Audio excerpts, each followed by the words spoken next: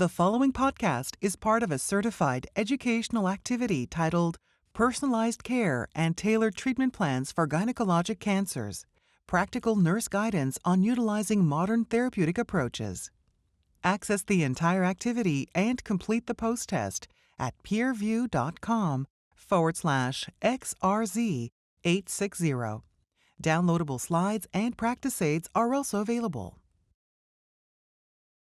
Hello, and welcome to this educational activity entitled Personalized Care and Tailored Treatment Plans for Gynecologic Cancers, Practical Nurse Guidance on Utilizing Modern Therapeutic Approaches.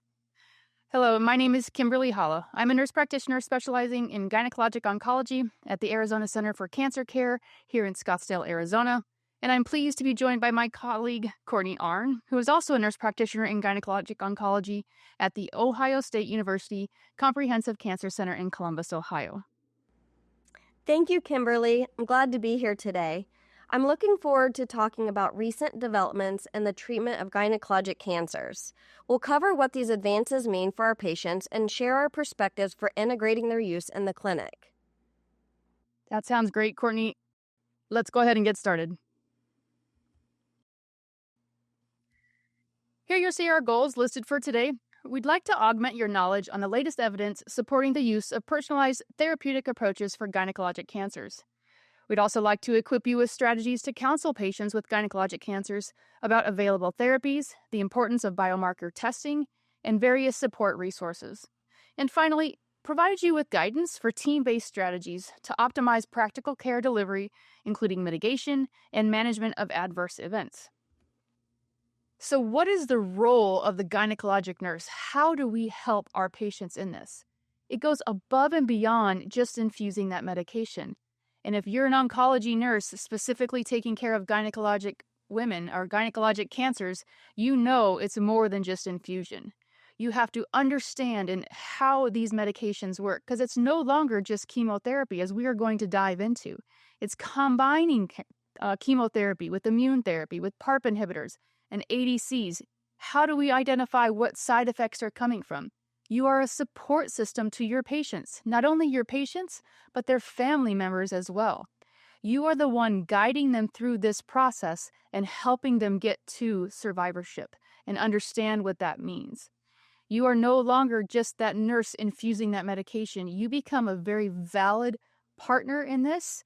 And I think I'm going to talk it on to Courtney. We're going to talk about how well nurses can do this. Courtney, can you explain to us how that works? I can. And, just to expand to what you said, Kimberly, the role of the nurses play a really important role in supporting our patients with gynecologic cancers. And it's not just the infusion nurse or the primary nurse, but it's the patient or the nurses taking the phone calls when patients are calling in with symptoms, or educating them and telling them exactly what they can expect while they're on a specific treatment. With these newer treatment options come different side effects that, some of our nurses and nurse practitioners and oncologists aren't used to. So the education role is really, really important for these nurses. And it really takes a multidisciplinary team to take care of our patients. So while the nursing role is really important, we also rely heavily on the pharmacist, the pathologist, in addition to the oncologist. And so starting with the pathologist, we rely on them to really look at the molecular testing, the IHC staining, to help give us a diagnosis for these patients, and also look at specific targeted therapies that these patients could benefit from. And then the oncologist, after they have that information that they need, help determine a treatment plan. That's when the nurse really comes into play. They meet with the patients. They say, okay, this is the treatment that they're recommending. This is going to be your schedule. This is what you can expect from a side effect profile. And then they talk them through, if you're having these signs or symptoms, we want you to call the office. And then they're helping mitigate those symptoms that they're experiencing. And then we also have the pharmacist as part of this team as well. They help make sure that our patients have access to these newer treatment options, but they also do a great job of making sure that the healthcare providers and the nurses are aware of these newer treatment options that are available, and also make sure that we're aware of the education material and resources that we can help give to our patients as well. So it really takes a multidisciplinary team, but at the same time, the nursing role is really, really important in supporting these patients. Educational information and resources are really important for our patients, and the nurses can play an important role in this part of their journey as well. So it's important to make sure that the nurses and healthcare providers are making sure the patients are aware of the different resources that are available. These are two organizations that are available for our patients with gynecologic cancers. The first one is the National Ovarian Cancer Coalition, which provides support for patients who have ovarian cancer and their caregivers. This organization focuses on providing resources available that has information on different biomarkers, clinical trials, and side effect management to help the patients along their journey. Another organization is the Foundation for Women's Cancer. This organization provides multilingual gynecologic cancer resources for patients, families, and communities. This is a really great resources for patients to have and their mission is supporting research, education, and public awareness of gynecologic cancers, the risk, prevention, and early detection, as well as optimal treatment for these patients. So again, these are two very good organizations that we want to make sure that all of our patients are aware of and make sure we're giving them all the support that we can. Overall, the mortality rates for patients with endometrial cancer are increasing. Kimberly did a really good job earlier showing us the different rates of the different gynecologic cancers, but this here shows that the rate of mortality for patients with endometrial cancer are rising. This graph over here shows that the rate for Black patients has increased disproportionately compared to the other populations. So at all patients with endometrial cancer, the mortality rate is increasing. It's disproportionately increased for patients who are Black. There's also significant racial disparities for patients with cervical cancer as well, as you can see on this graph below. In addition to that, Black and Hispanic patients are more likely to be diagnosed at a later stage.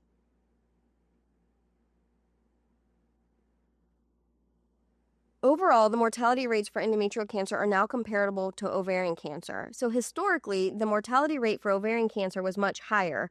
However, with the recent increasing rise in the endometrial cancer mortality rate, the mortality rate for endometrial cancer is now very comparable to the patients with ovarian cancer.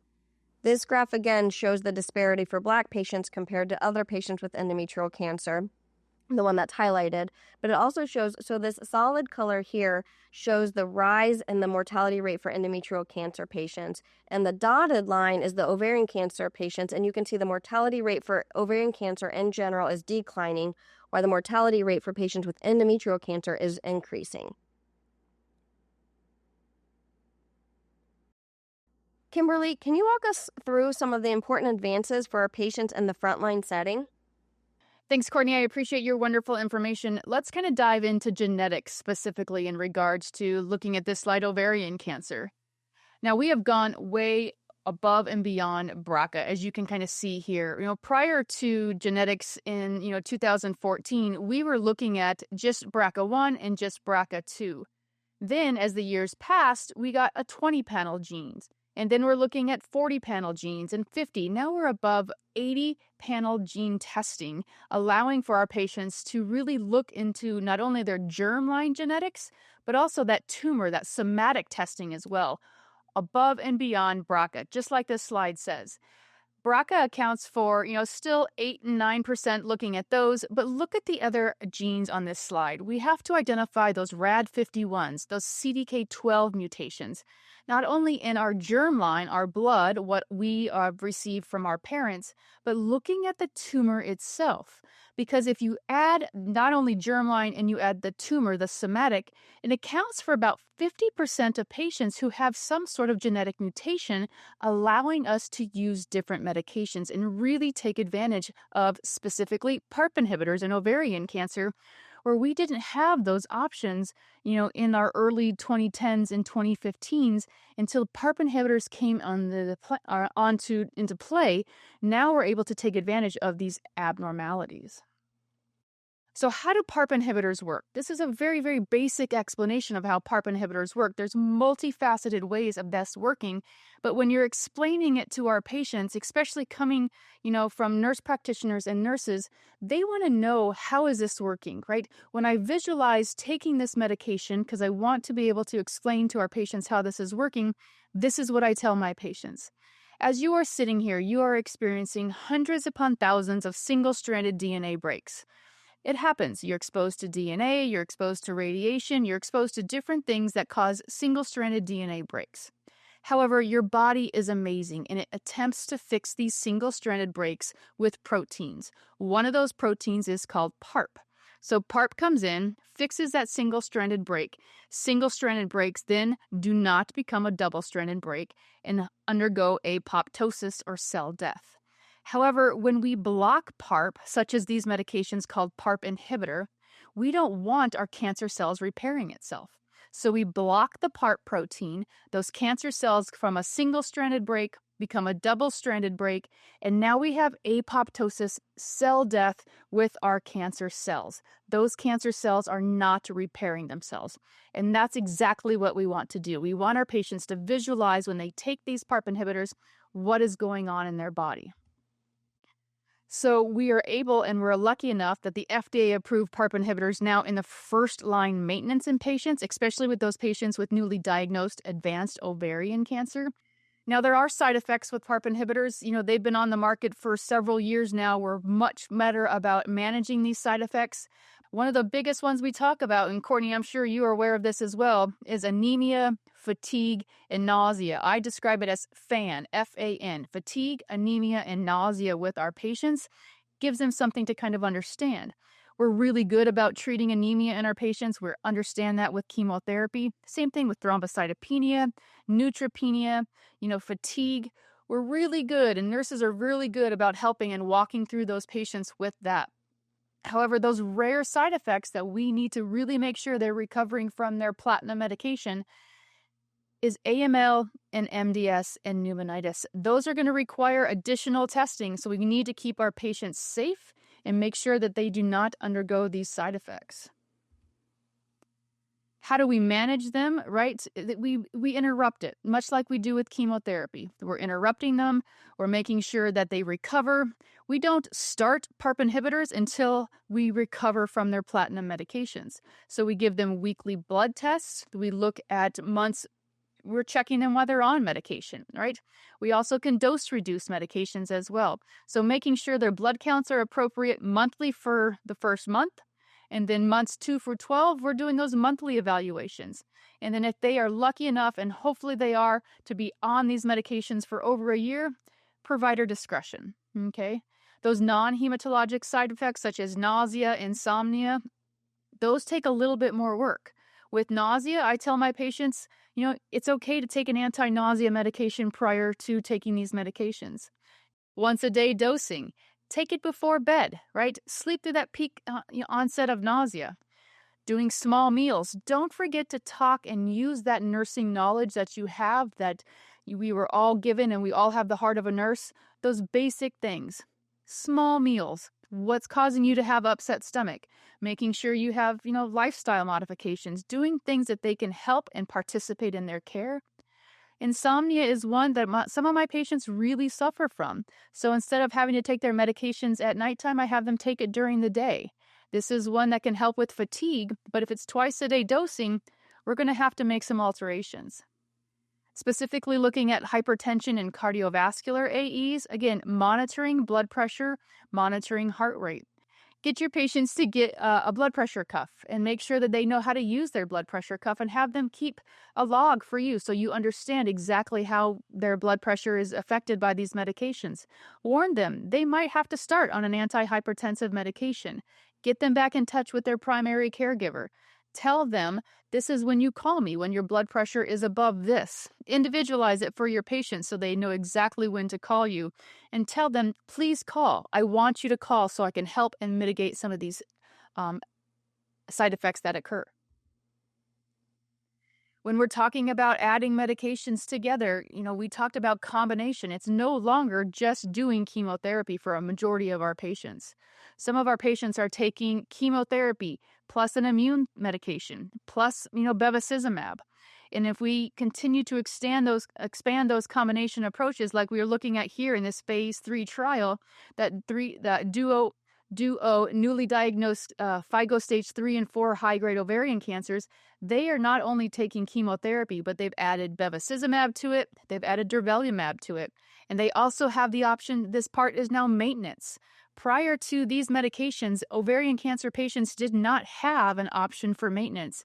Now we have maintenance with bevacizumab, durvalumab, and now we're going to add the PARP inhibitor to it, olaparib, actually significantly performing progression-free time for our patients when you add both the PARP inhibitor and the checkpoint inhibitor to it. We talked earlier about some resources for our patients. These are also resources for our nursing community. This resource called Faces of Hope through the National Ovarian Cancer Coalition, or which we like to call NOC, is a great resource for your patients. They have care packages for them. They can get delivered to their home. They can get delivered to the clinic. Faces of Hope is a great option for our patients just to let them know someone cares for them, right? No one experiences ovarian cancer quite individually like someone else who has gone through this process. Checkpoint inhibitors are well-established treatment options for endometrial cancer, and I've kind of recently, they've moved to the frontline setting in combination with chemotherapy. The proficient MMR status, or that MSI stable status, accounts for about 70 to 75% of patients. Prior to immune therapy, allowing for all comers, they were not seeing this. And only about 30%, about 25 to 30% of our patients were MMR deficient or MSI high, allowing them to have immune therapy. So now we have a greater coverage of those patients who will be able to experience immune therapy. So again, how does immune therapy work? Again, very, very basic, like we just talked about with PARP inhibitors. How does this work? When the patient is envisioning what is happening in their body, I tell them when you have immune therapy and chemotherapy coming in together, it's kind of like a two-pronged approach. They're fighting a battle on two different areas. Now, unfortunately, cancer cells are going around the body right now, and your immune system is not able to identify them as foreign.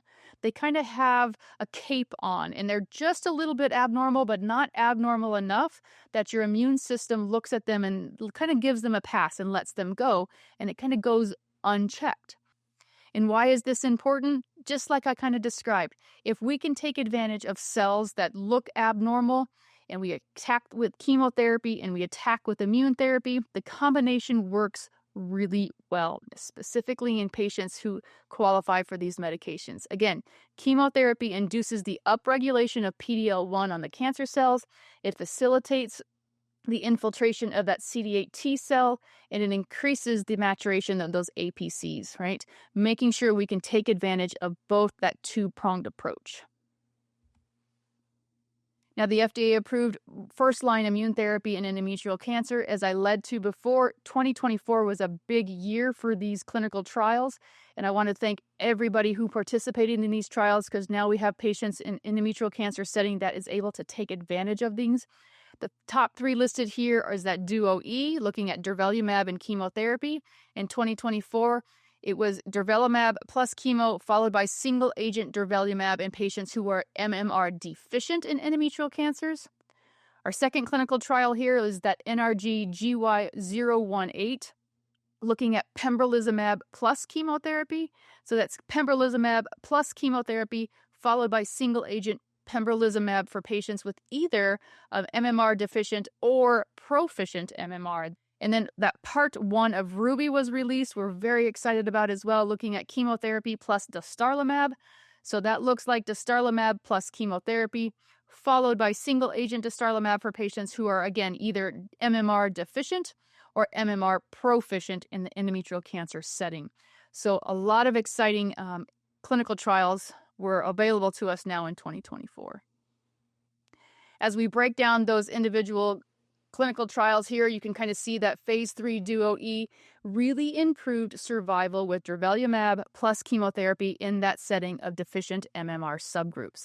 Looking at these individually, you can see that these patients, the control group being the orange and the durvalumab group being the blue, this Kaplan-Meier curve separates what we want it to do, and the data points plotted through here keep those lines separate, showing us that durvalumab looks much better for our patients, that completely has that overall survival. Again, looking at overall survival, that data hasn't matured yet because those patients are doing that well.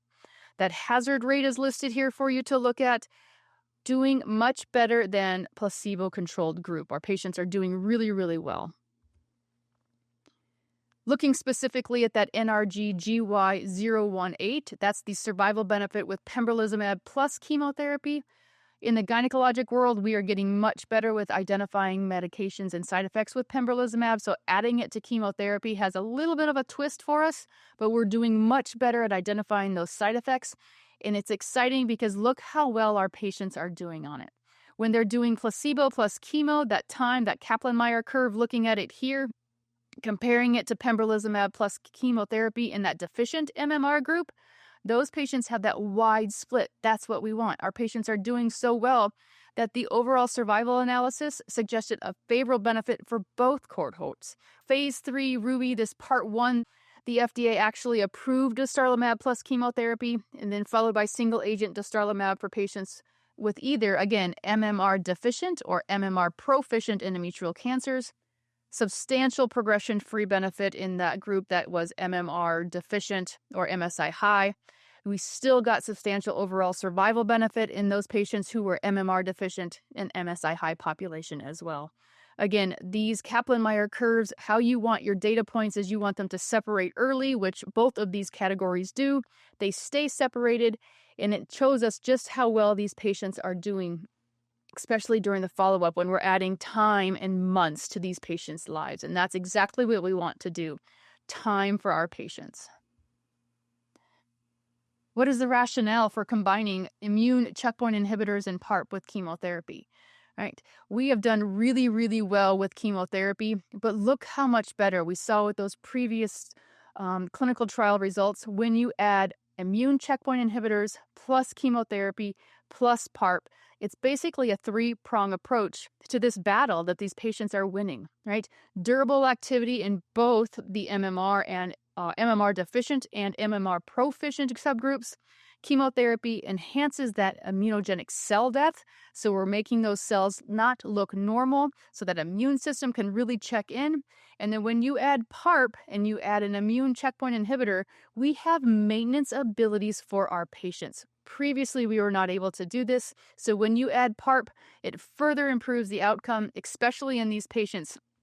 There is a high unmet need in these patients, and we're finally getting to that need. Potential benefits with the addition of PARP are listed here, especially when you're adding immune checkpoint inhibitor. And again, that duo E, looking at progression-free survival time and overall survival time. More analysis is really needed to identify which subgroup derives the most benefit, but we're getting great information coming from these trials, and we're excited to see these results. Frontline treatment in cervical cancers is listed here. And immune therapy plus chemotherapy, that Keynote 826, when you add chemotherapy plus bevacizumab plus pembrolizumab, increases that progression-free survival time. And again, overall survival data is increased, substantial progression-free survival, and substantial overall survival benefits for our patients.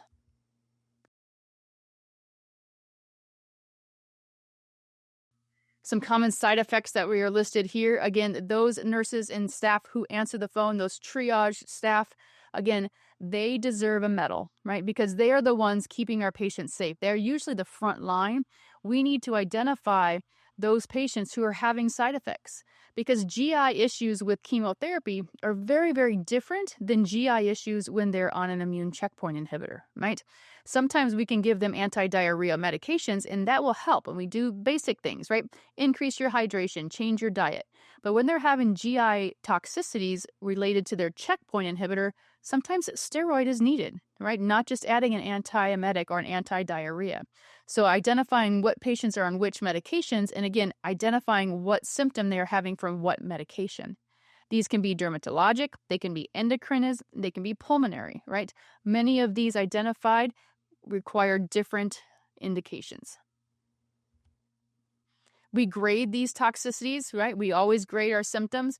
When we talk about minimal or no symptoms, that's that grade 1. If you remember, we want to intervene early. This is my pearl of the day. Intervene at grade 1 and grade 2 so they do not get to grades 3 and grade 4. And I'm going to tell you why. If we intervene in grade 1 and grade 2, We don't have to stop the medication. And that is our ultimate goal, is to keep our patients on therapy and on medication for the longest possible time safely.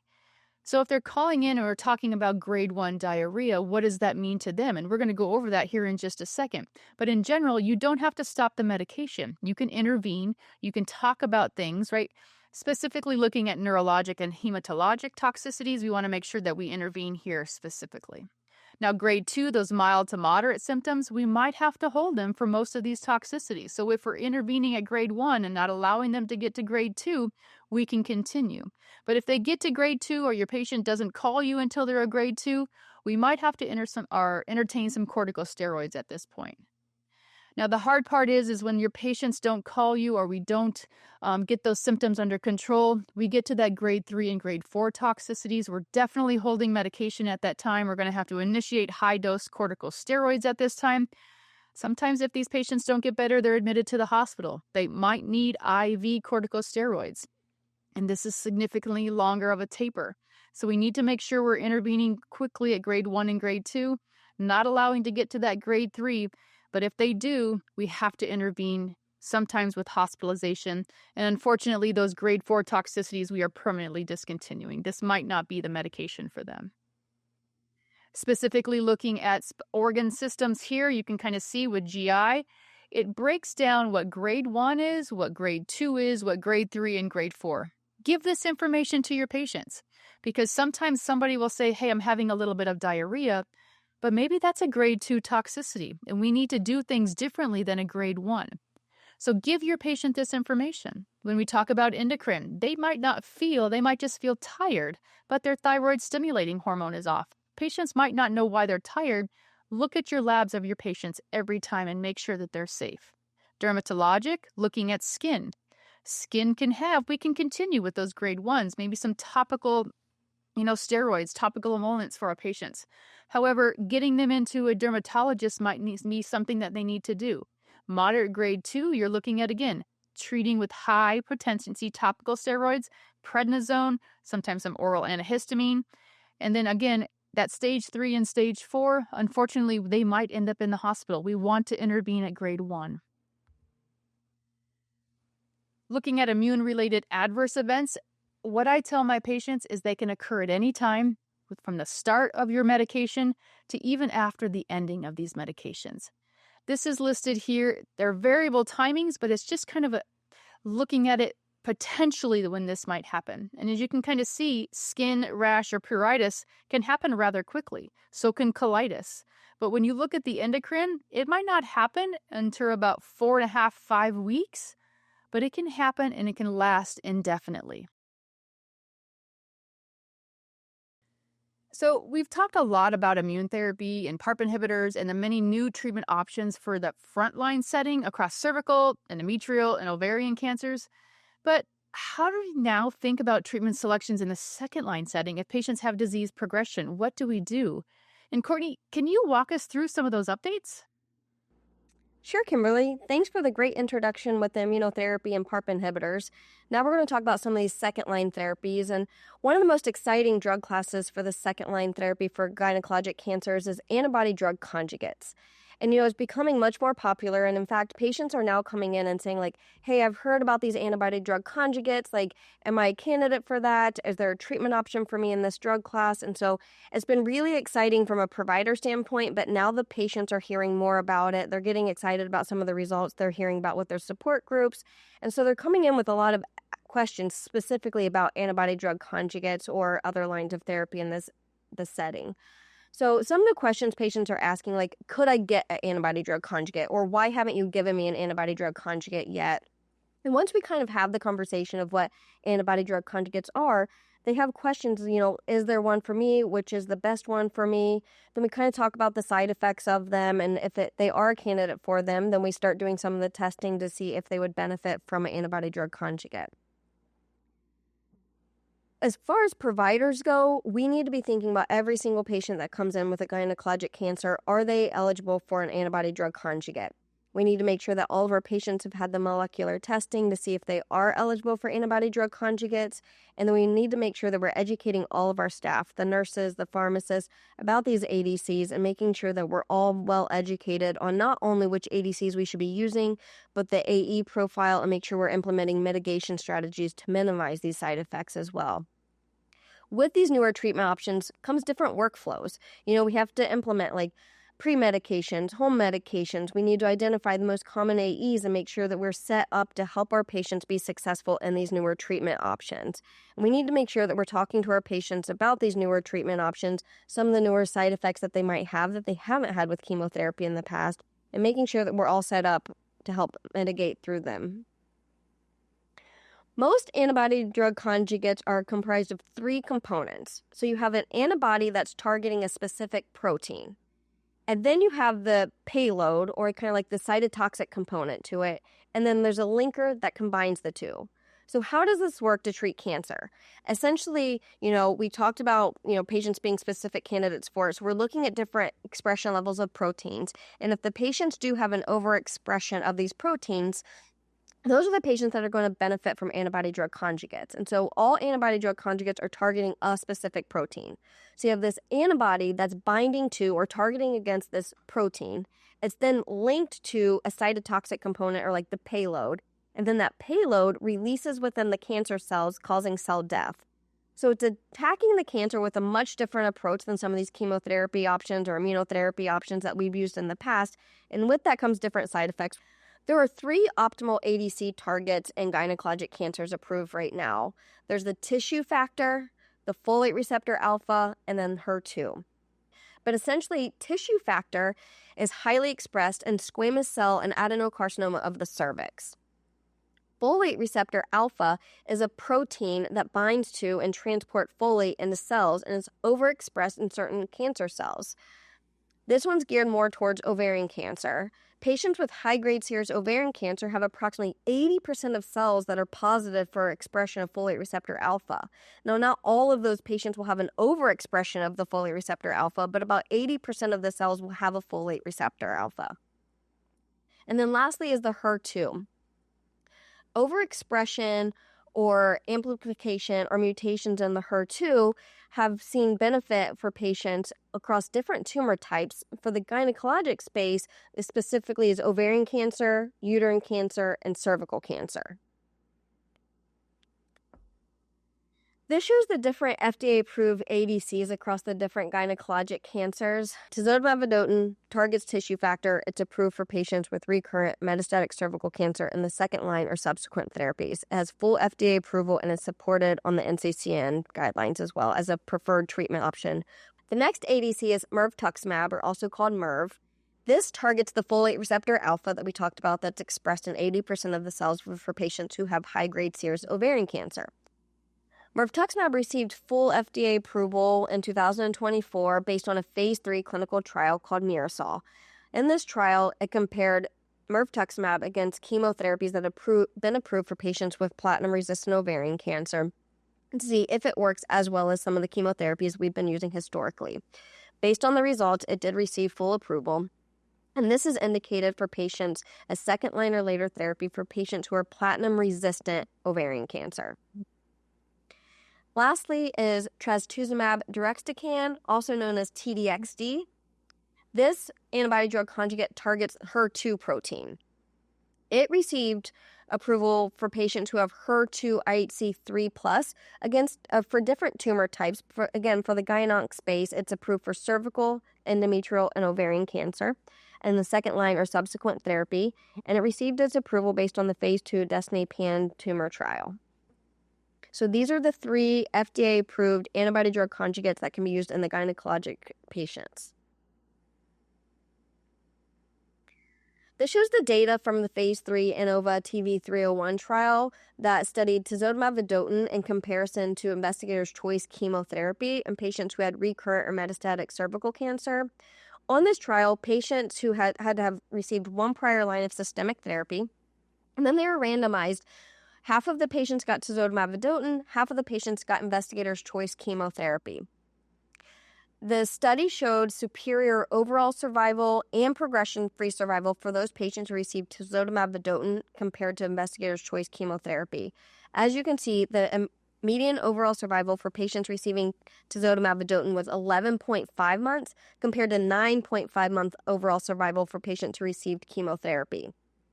There's also superior improved median progression-free survival for patients who received tisotumab vedotin compared to chemotherapy, with the median progression-free survival of 4.2 months for the patients who received tisotumab vedotin compared to 2.9 months for those who received chemotherapy. So treatment with tisotumab vedotin resulted in significantly higher overall survival and progression-free survival compared to investigator's choice chemotherapy in this phase 3 clinical trial. The most common adverse events that were noted for tisotumab vedotin are ocular toxicities, peripheral neuropathy, and bleeding. The most common ocular toxicities that were noted were conjunctivitis, keratitis, and dry eye. Peripheral neuropathy seems to be a little bit different with the tisotumab vedotin compared to some of the taxane-related neuropathy that a lot of our providers are used to. It can be more of a sensory motor or a motor or muscle weakness. So it's important to keep in mind, when you're talking to your patients, not only can it cause the typical numbness and tingling that we've seen for some of our other chemotherapy-induced peripheral neuropathy, but it can be more of like a motor weakness, sensory motor. And so you want to make sure to ask them also, are you having any changes in your strength? And sometimes the support people or family members can really help identify this. They'll say they've been asking me to help open jars or their pill bottles, or they've kind of been avoiding doing the laundry because they have to go up and down the stairs and they're not as good at going up and down the stairs since they've been on this treatment. So patient education is really important with these newer treatments because we're still kind of figuring out the differences between some of the chemotherapies we've used in the past and these newer novel agents. And so again, when you're doing your nursing assessment, you're doing the toxicity grading, make sure you're really asking your patients if they've noticed any changes, and not only asking the numbness and tingling, but, difference in their strength, or if they've noticed their changes in their gait or their mobility or their balance. And so really make sure you're talking to your patients about what to expect, what they should be reporting, and every time they come in, make sure you're asking them those detailed questions as well. As far as the ocular toxicities, we'll kind of talk about some of the mitigation strategies on one of the later slides. But again, different than some of our toxicity assessments or gradings in the past. Our nurses who have been around for a long time are so used to asking the same chemotherapy side effect questions that now we're having to get a little bit deeper in our review of systems and ask if they're having any changes in their visions. Did you see your eye doctor? Are you using your eye drops? So it's really changing the nursing practice. For good reason. We're getting new treatment options for these patients that we didn't have before, and with that comes different side effects. Tisotumab vedotin can also cause some bleeding risks. The most common bleeding AE was epistaxis, and the other common ones are hematuria and vaginal hemorrhage. I think the word vaginal hemorrhage sounds a little bit scarier than it actually is. A lot of our patients, tisotumab vedotin is approved for cervical cancer, and a lot of these patients have vaginal tumors or baseline vaginal bleeding. And so you want to really identify, is my patient at high risk of bleeding? Talk to them about the risk of bleeding, give them bleeding precautions, and make sure they know when to call. And then again, every visit, make sure you ask them if they're having any new or worsening vaginal bleeding or hematuria if they're having it baseline. And then the epistaxis is really managed just like any of the other cytotoxic-induced epistaxis that we've used before. So just use your normal, make sure they're lubricating their nares with, coconut oil or Vaseline or whatever your institution recommends. Refer to ANT if it becomes severe, but most of the patients have been pretty mild. It's really important to make sure that you're discussing these different AEs with the patient. Again, some of these patients have had several prior lines of therapy and they're kind of like, oh, I've had chemo before. I don't need to listen to all this counseling. I don't need to be worried about. But with these newer treatments, again, comes different side effects. And so you want to make sure you really talk to your patients about the different side effect profile that we expect to see with these antibody drug conjugates. For tisotumab vedotin specifically, you really want to talk to them about the risk of ocular toxicity. Because there is a risk of ocular AE, you want to make sure that your patients have an eye exam prior to initiating therapy with tisotumab vedotin, prior to every cycle for the first 9 cycles and then as clinically indicated. So after 9 cycles, they do not need to see the eye care provider prior to every cycle, but if they develop any new ocular toxicities or symptoms beyond the 9 cycles, you want to make sure you get them back in with their eye care provider. The day of the infusion, you put an ice pack on their eyes to help kind of vasoconstrict that blood flow. So the idea is, tisotumab vedotin is targeting the tissue factor, and you have tissue factor near the eyes and near the nose, and so the drug is kind of concentrated towards that area. If we can put an ice pack over their eyes and over their nose, it kind of constricts that blood flow, and the idea is we can decrease the bleeding risk or the ocular AEs by restricting that blood flow to the eyes and to the nose. So make sure they have an ice pack, make sure it covers the bridge of their nose and also their eyes. And then you're also going to have them use eye drops. The baseline eye exam is really important for 2 reasons. Number 1, you want to make sure that it's safe to give tisotumab vedotin and make sure they don't have any pre-existing ocular conditions that would prevent them from being treated with tisotumab vedotin. But you also want to make sure that it's safe to prescribe eye drops for these patients. You're going to be prescribing 3 different eye drops. Number 1 is a lubricating eye drop. You need to make sure that it's preservative-free. Tisotumab vedotin can cause dry eyes, so you want to make sure you're using the lubricating eye drops as much as possible. You also prescribe a corticosteroid eye drop. The corticosteroid eye drop, you do 1 drop in each eye prior to the infusion. So you put the ice pack on, put 1 drop of the corticosteroid eye drop in each eye, let that absorb, and then they'll use the corticosteroid eye drops again at home. The rule is kind of 3. So they use it 3 times a day for 3 days, and that's including the day of the infusion. So immediately prior to the infusion, and then I tell them once you get home, get settled, use it again, and then again at bedtime, and then you'll do it 3 times a day the next 2 days, so for a total of 3 days. The vasoconstrictor eye drop, they only use immediately prior to the infusion. So ice pack, corticosteroid, 1 drop in each eye, and then you use the vasoconstrictor eye drop, 3 drops in each eye. This is the one and only time they use the vasoconstrictor eye drop. They do not use them at home. I usually label it, clinic use only, not at home, or however you want to label it. But they use this immediately prior to you start the tisotumab vedotin and then never again at home until their next infusion. But this is prior to every infusion of tisotumab vedotin. Ice packs, 1 drop of corticosteroid in each eye, 3 drops of the vasoconstrictor in each eye, and then you start the tisotumab vedotin infusion. The infusion is given over 30 minutes, but the appointment ends up being closer to an hour by the time you apply the ice packs, do the eye drops, and then you want to leave the ice packs on for 20 minutes after the infusion as well. So 3 eye drops. 1 of them you only use immediately prior to the infusion. The corticosteroids used 3 times a day for 3 days, and then lubricating eye drops. Can't stress enough how important it is to use those as much as possible to help decrease the risk of dry eye and also help improve the dry eyes if they're having them. Next, we're going to shift gears to mirvetuximab. This shares the data from the Phase 3 MIRASOL trial. The Phase 3 MIRASOL trial was a confirmatory trial that compared mirvetuximab against investigator's choice chemotherapy. The primary endpoint was progression-free survival, and the secondary endpoint was overall survival.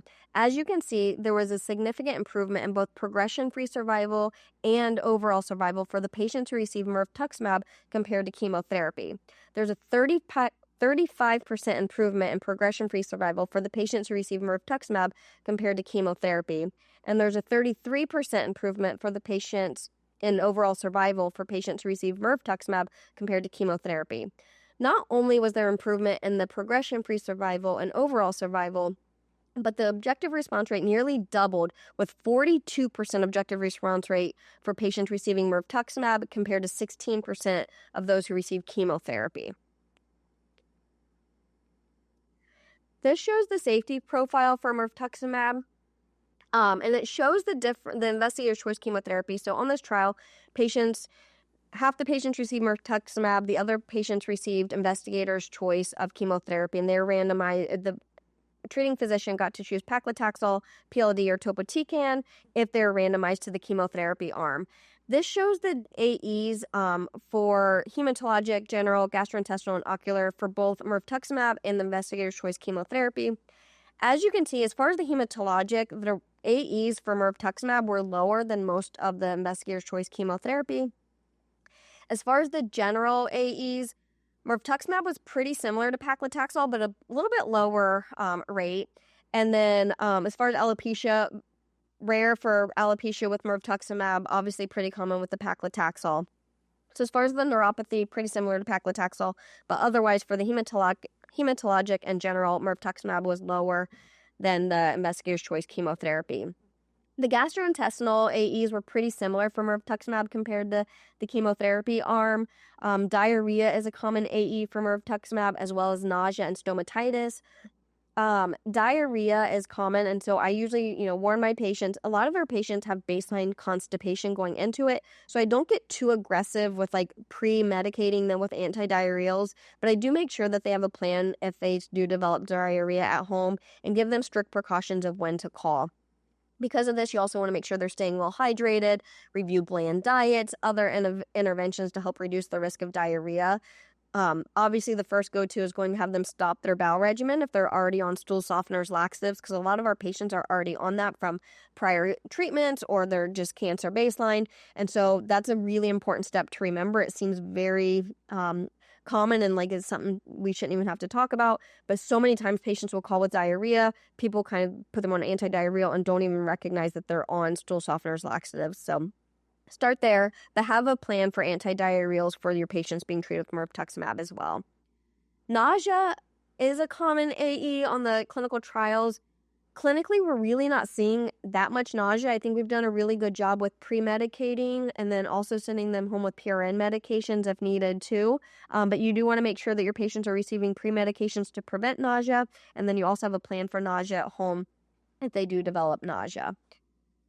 Obviously, the ocular AEs for mirvetuximab were much higher than the investigator's choice chemotherapy arm, with 41% of the patients having blurred vision, 32% of the patients have keratopathy, and 28% of the patients having dry eye.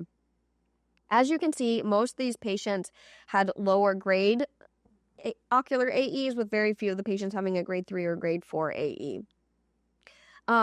I think it's important to note too, you hear ocular AEs, it's kind of scary. People are like, oh, I don't want to give a medication that can affect their vision.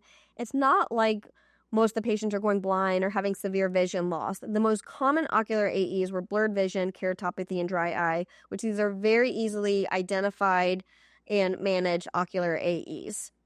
And we honestly rely very heavily on our eye care providers. So a lot of people are kind of overwhelmed by the idea of having to manage ocular AEs. And we're not, as oncology offices, it's important that we know that it can cause it, and it's important that we involve the eye care provider if needed, but it's not like we're expected to identify it on an eye exam or be managing it. We really rely on our eye care providers to help us get them through their treatment and make sure that they're managing their ocular AEs.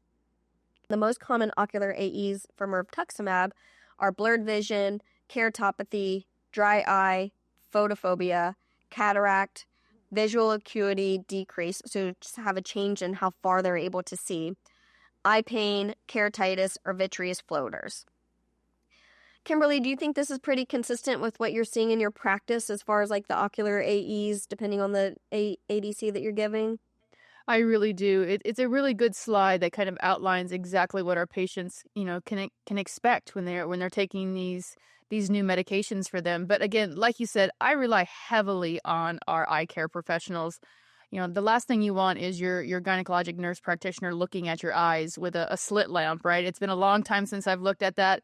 I want them to get the best care, and I want them to be able to identify what's going on. So have them look at their eyes every single day. I agree 100%. And, it seems overwhelming, but it's pretty basic ocular conditions that are occurring. And then also, we're really relying on our eye care providers to help not only identify it, but help manage it too. This goes over the different responses with T-DXd across the different gynecologic tumors. So, we kind of talked about it's approved for many different tumor types, but in the gynecologic space, it's approved for endometrial cancer, cervical cancer, and ovarian cancer. And so I think this is really important when considering different ADCs for your patients. Make sure you're ordering HER2 on all of your patients with endometrial, cervical, and ovarian cancer. And then depending on their scoring, make sure you're really considering it as a second-line therapy for these patients. Then it breaks down the endometrial, cervical, and ovarian cancer response rate, with endometrial cancer for the HER2 IHC 3+ having a 62% response rate, for the 2+ population having 54% response rate. So still, even with the 2+, still having very good responses for these patients. in the second line setting or subsequent therapy.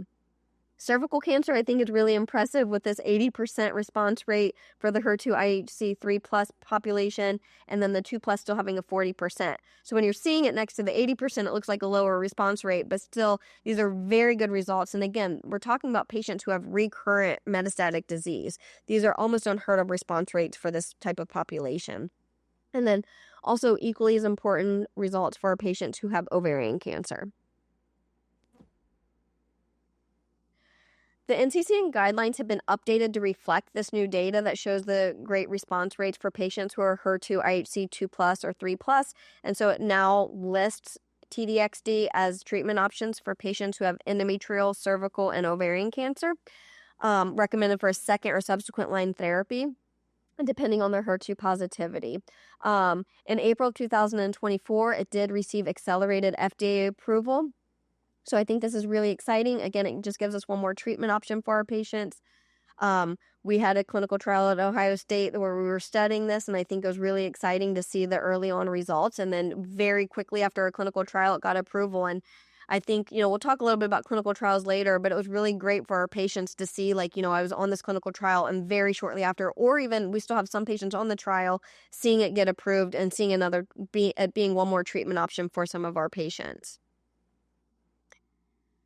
Again, with these newer novel agents comes different AE profile. This shows the most common related AEs for T-DXd: nausea, fatigue, diarrhea, anemia, neutropenia, vomiting, decreased appetite, alopecia, thrombocytopenia. Not all of our patients lose their hair, but we have had some patients have complete hair loss, so I always warn all of my patients that there's a chance that you could lose your hair. Most of the AEs were grade 1 or grade 2. As you can see, the lighter blue here is any grade, and then the dark blue is grade 3 or grade 4.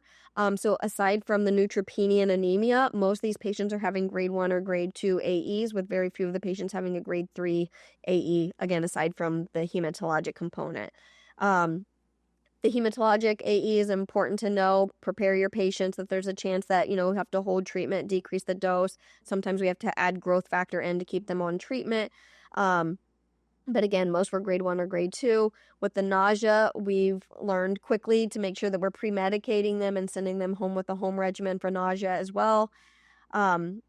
Diarrhea is the most common as far as the bowels, but some of our patients have constipation too. So again, I don't get too aggressive with pre-giving them an anti-diarrheal regimen, but I do make sure they have an anti-diarrheal at home. The diarrhea seems to be a little bit delayed with the T-DXd, where it doesn't always happen a day or two after treatment, but can happen up to a week after. So make sure you're educating these patients on the AEs. Make sure all your staff is aware of the most common AEs associated with T-DXd. It's a really good treatment option for the patients, but we want to make sure that we're able to mitigate all the possible AEs to keep them on the treatment. It's important to note that there are some severe AEs related to T-DXd, and one of the rare but serious AEs associated with T-DXd is ILD or pneumonitis. All the staff needs to know about it. If a nurse gets a phone call that a patient's having a cough, shortness of breath, any respiratory symptoms concerning at all for pneumonitis, make sure you're considering pneumonitis, ruling out pneumonitis right away. Tell your patient prior to starting treatment with T-DXd, this is a risk. It's something that we're going to closely monitor, but if at home you notice any changes, and it doesn't have to be obvious, it can be very subtle, and it's not like just sitting at home, they all of a sudden becomes short of breath, but it can be, I used to be able to, walk this far before getting short of breath. Now I, take a couple steps and I'm short of breath. Or at night, I've kind of noticed when I lay flat, I have this cough and it's getting more persistent. Any subtle changes in their symptoms, make sure you're considering pneumonitis. You also want to make sure that at every visit, you're listening to their lungs, whoever, the provider, the nurse, whoever's responsible for that at your institution, but every time they're coming in for treatment, listening to their lungs, checking their vitals. Sometimes patients are asymptomatic and they don't report any cough, chest pain, shortness of breath, but you'll notice on their vitals that, their baseline's 98, 99%, and that day it's 91 or 90%. So while 91, 92% isn't super alarming, if their baseline is generally 98, 99, you really want to consider pneumonitis for these patients, hold treatment, work them up for pneumonitis until proven otherwise. There's this really great rule. It's called the 5S rules for detecting and managing TDXD-related pneumonitis. I came across this recently, and I think it's really, really helpful. I think it's great for the providers who are newer to the antibody-drug conjugate, specifically TDXD, and it helps with that comfort level of, okay, am I doing the right things? Am I, watching out for this appropriately? And if they are developing it, am I treating it correctly? So this is a really great rule to go by. The 5S rule includes, number one is screen. You really want to assess your patients prior to starting them on treatment with TDXD. Do they have risk factors that would increase the risk of having TDXD? Do they baseline have respiratory symptoms that you're worried about? What's their baseline oxygen level? You really want to assess your patients prior to starting TDXD. Rule number 2 is scan. You want to make sure you have baseline imaging, which generally before starting a new treatment, we have good baseline imaging anyways, because oftentimes we're switching their therapy because they've had progression of disease on imaging. If not, you want to make sure you have baseline imaging of their chest prior to starting treatment with TDXD. And then it's recommended to repeat imaging every 6 to 12 weeks. I realize this is a little bit more frequent than some people are doing while patients are on treatment.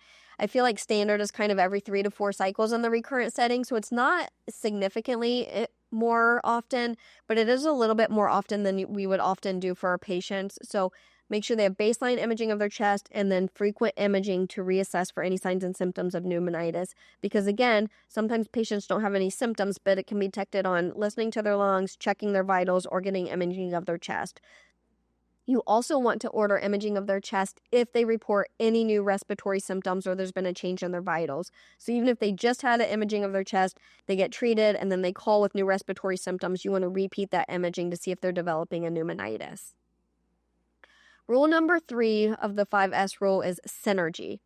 You really want to make sure you're working as a team. And so again, make sure the nurse practitioner, pharmacist, the physician assistant, whoever is involved in this patient's care, the spouses, the loved ones, the family members, everyone needs to know about the risk of this. It takes a multidisciplinary team. Number 4 is suspend treatment. If there's any suspicion for pneumonitis, you want to make sure you're holding TDXD until you rule any other causes out. And then lastly, the treatment for TDXD-induced pneumonitis is steroids. So if a patient has pneumonitis related to TDXD, you want to make sure you're treating them with steroids. So I kind of alluded earlier to the importance of clinical trials.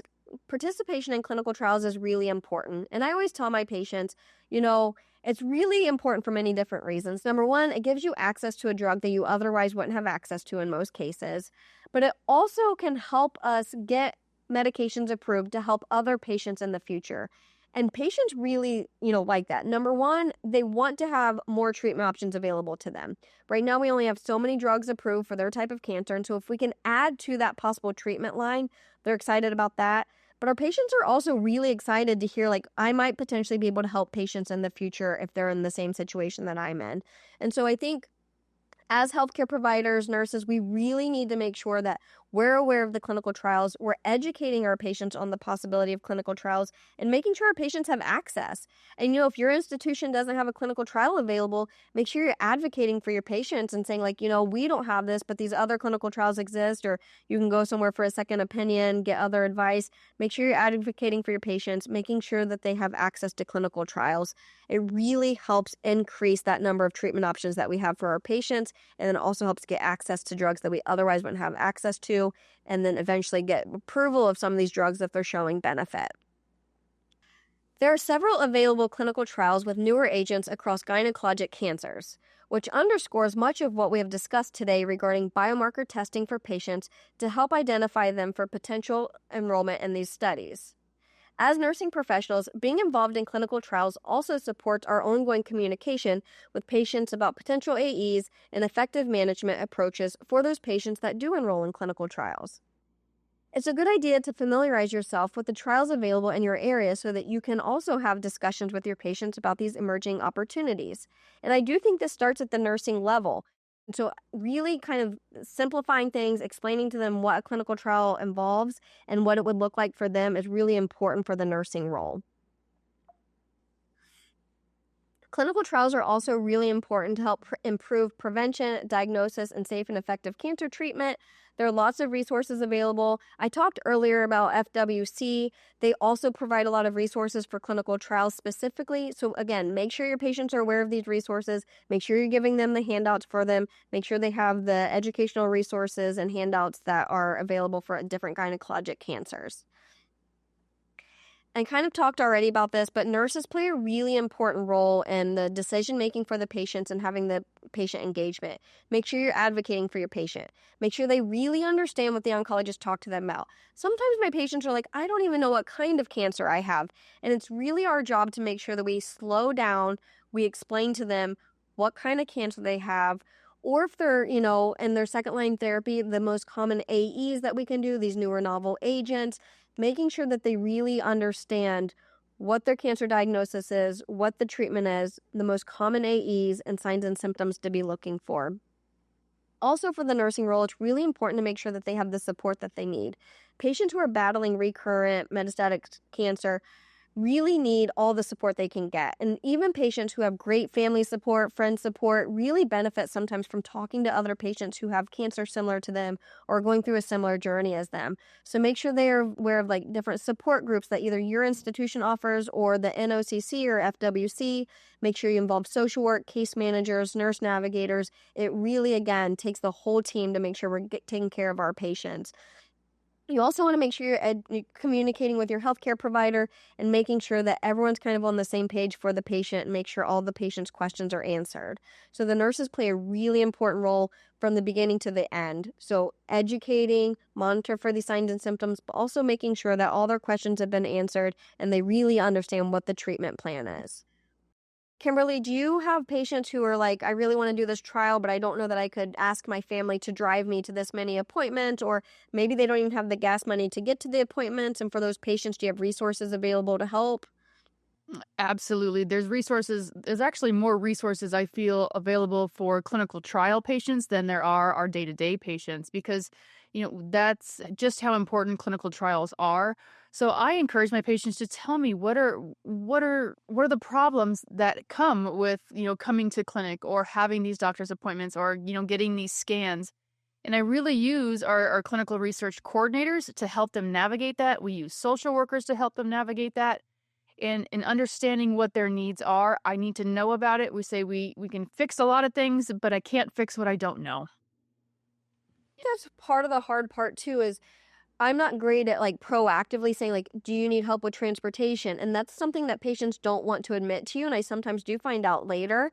And that's where I think we can really utilize social workers really for all of our patients. Because sometimes we don't know they're having financial strain or issues, but they'll tell the social worker that. So I think even if you have patients that you're not aware of having issues, including the social worker for all of our patients. This is just another quick resource that we can talk about. We talked earlier about the National Ovarian Cancer Coalition organization. They also have a clinical trial fund. So again, make sure your patients are aware of these resources. Make sure that they know about these different organizations. This specifically offers survivor peer-to-peer support group as well as caregiver support group. I think that's something too we don't talk enough about. Oftentimes, our patients, caregivers, or support person or family need support too. There's a lot of resources out there for caregivers, and we need to make sure we're not only taking care of the patient, but taking care of their caregiver too, because our patients can't get to their treatment. They can't take care of themselves if their caregivers aren't there to help support them. So we really need to make sure that we're not only taking care of the patient, but making sure we're paying attention to their caregiver too, and that they have all the resources that they need. There's also support services for the National Ovarian Cancer Coalition as far as financial assistance, counseling, meal delivery services, care packages. And again, that counseling service and all that applies to the caregiver too. So make sure that your patients are aware of these resources. Sometimes the caregiver doesn't want to admit they're having trouble, but if you give them these resources, they can enroll on their own and they don't even have to tell you about it. These are some other tools for the patient education. There's online resources. Make sure your patients know about these websites, these different organizations, and make sure you're talking to your patients about it. Really, I think it should be included in the new patient visit to make sure we're not missing any of these patients, but it's something to remember if you have a patient who's struggling or if a patient, alludes at all to they're having any type of issues, make sure they're aware of these different resources to help them through their journey. quick summary. We talked a lot about some of these new novel agents for first-line setting, but also for second-line setting for our patients with gynecologic cancers. What does this mean for nurses? We talked a lot about biomarker testing and how the pathologist plays a role, and then the oncologist makes a treatment plan based on that. What we didn't talk about is the nurses play such a heavy role in this too. Oftentimes, it's the nurses who are ordering the biomarker testing or making sure that the pathologist has the slides that they need or sending slides or helping with the financial assistance for these biomarker testing. So nurses play a really important role, starting with the ordering. And then again, sometimes the oncologist steps out and the patient's like, what does HER2 mean? So it's really important that we have an understanding of what these tests mean for our patients, how to order them and make sure all of our patients are getting the testing they need, but also able to explain to the patients what this means for them and their cancer. We also need to know as nurses, with these new novel agents comes different issues or different toxicities. We need to be very well educated on these new treatment options, the distinct AEs depending on the treatment option for these patients, and make sure that we're prepared to help our patients manage them. So not only educating the patients on signs and symptoms to be looking for, but when they're calling in, making sure you're helping manage them, but also notifying the providers when necessary too. And then prioritizing clinical trial enrollment for these patients to help increase the diversity. I think keeping in mind, we have the racial disparities for the increase in mortality rates, but we also have significant racial disparities for clinical trial enrollment too. So finding ways to really connect with these patients and making sure they feel comfortable talking to the nurses about some of these disparities that they might be facing. You want to educate your patients and care partners. So making sure that, you might be like, hey, I learned this today about, the 5S rule for TDXD. Make sure everyone at your institution knows about this. Not everyone does. A lot of these new treatment options can be overwhelming with the new AEs. So make sure if you learn something new, you're educating the rest of your institution as well, and make sure everyone's up to date on the new treatment options as well as the management of the AEs. And then we can't speak enough to patients are going to ask you questions they didn't ask the doctor. So being familiar with these new treatment options, the new AEs, and helping them manage them is really, really important as the nursing role. I want to thank you guys so much for joining us today. I'd like to remind you to download the practice aids associated with this educational activity as a resource for you, your staff, and your patients. Thanks again, and we hope you found this activity informative and useful for your practice. Thank you for listening. Remember to download the slides and practice aids and complete the post-test for instant credit. This activity is certified by PVI, PeerView Institute for Medical Education. This activity is developed with our educational partners, the Foundation for Women's Cancer and the National Ovarian Cancer Coalition. This activity is supported by independent educational grants from AbbVie, AstraZeneca, Daiichi Sankyo, and Pfizer Incorporated, and GenMab. To access all materials for this activity, visit peerview.com/XRZ860.